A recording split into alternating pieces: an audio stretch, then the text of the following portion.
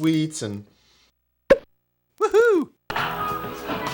Here we are at the Blair estate, ladies and gentlemen, making our 15th film. Blair expects to make at least $18 million this year. Where am I? What am I doing here? Why? Why? I brought you here. Why? Come on.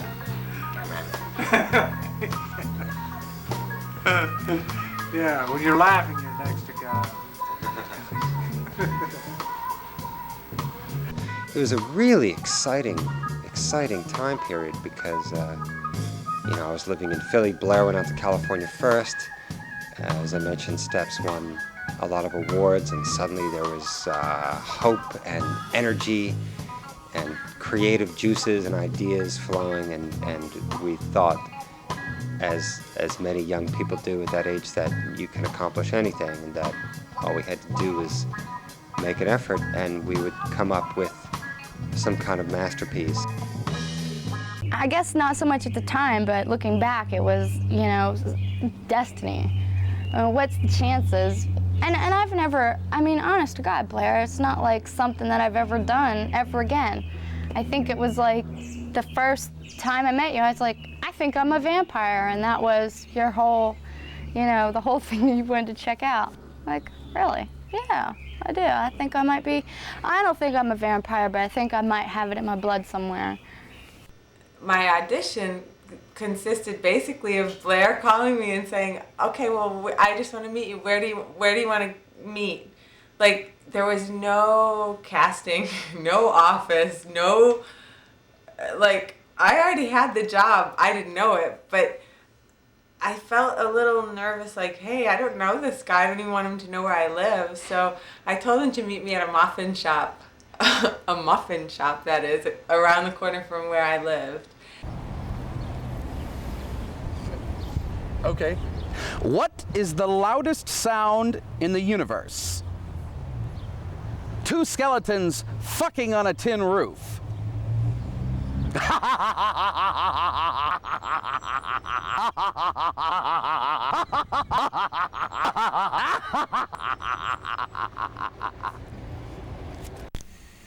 Are you ready?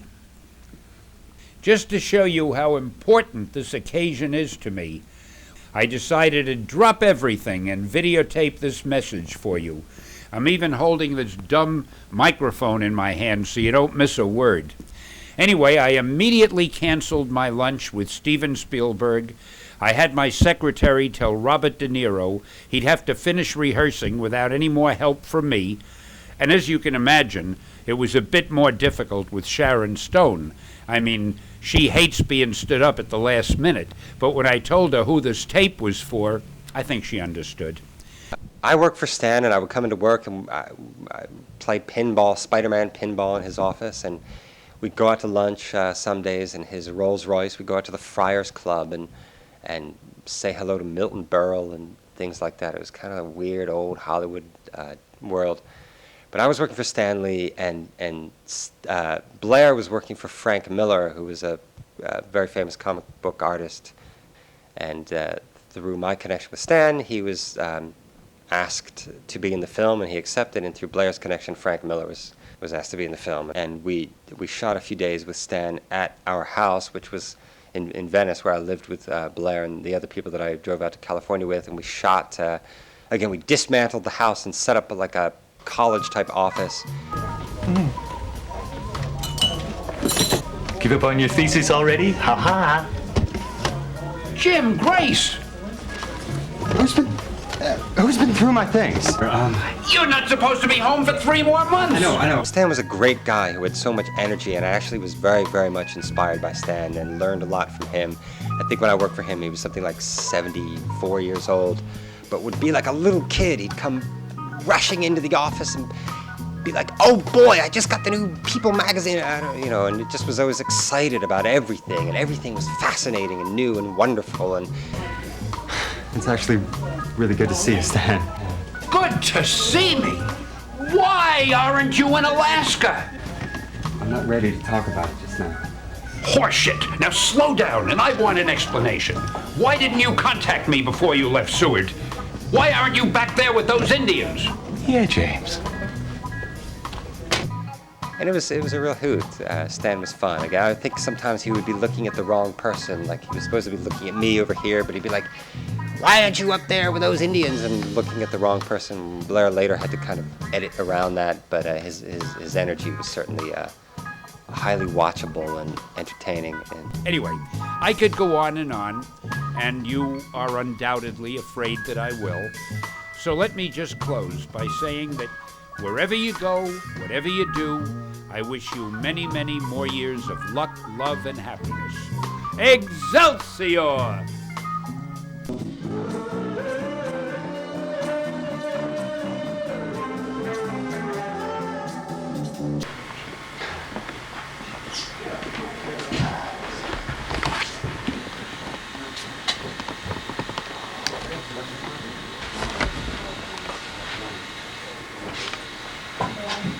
There's somebody's bell. Is it yours?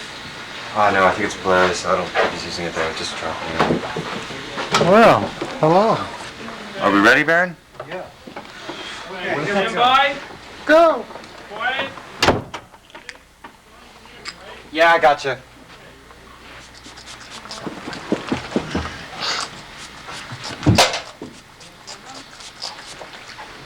Action!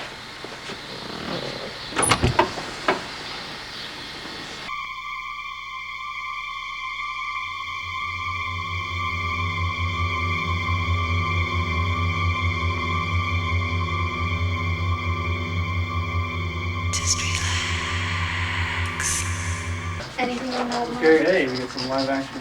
Anything on that? So you're gonna be pulling this thing off. You're gonna see him in the mirror.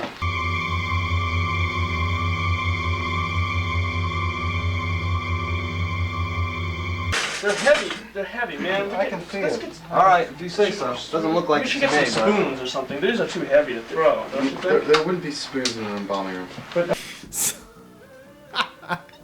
So, the crew, by this time, okay.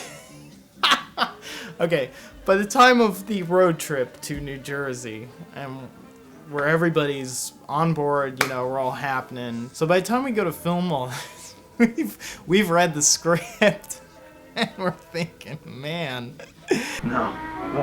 No. We're gonna be done by like 5 or 6. Really, honestly, 5 o'clock, man. If you gotta do 50 shots, man. Just like remember when we were shooting. I think that we all thought that Blair was being a fucking lunatic by trying to shoot this whole goddamn film.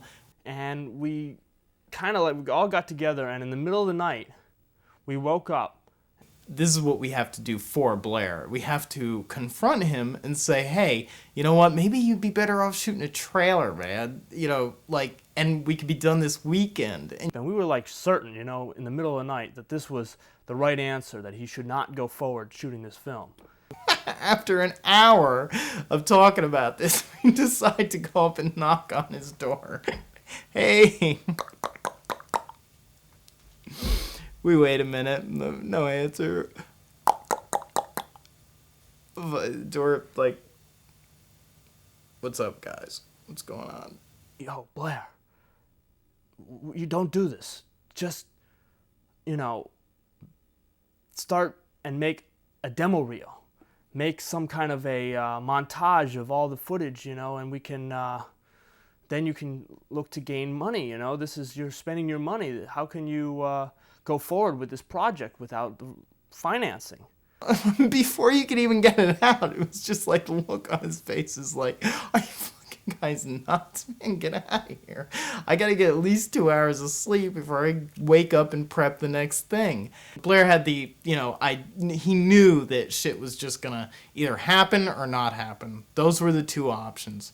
So he was just basically, had some sort of driven force that he could go forward and break all the rules and make a feature film, without any concern for how he was going to finish it, but just that if he keeps shooting whenever he had money and whenever he had time, the film would be finished. It was inspiring to see that response, actually.